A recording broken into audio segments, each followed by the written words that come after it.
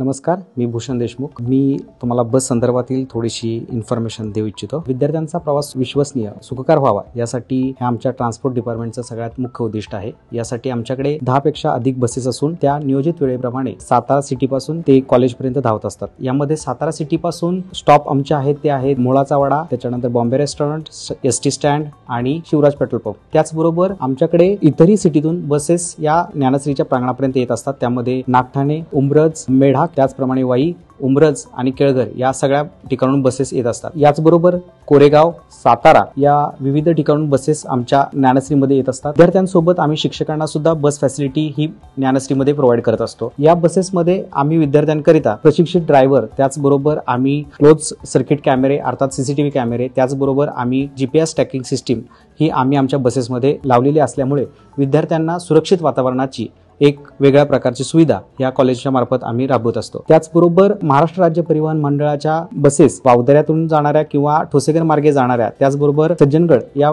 येणाऱ्या बसेस, या राजवाडा त्यानंतर समर्थ मंदिर मार्गे येणाऱ्या बसेस या महाविद्यालयामध्ये ये जा करत असतात। थँक्यू।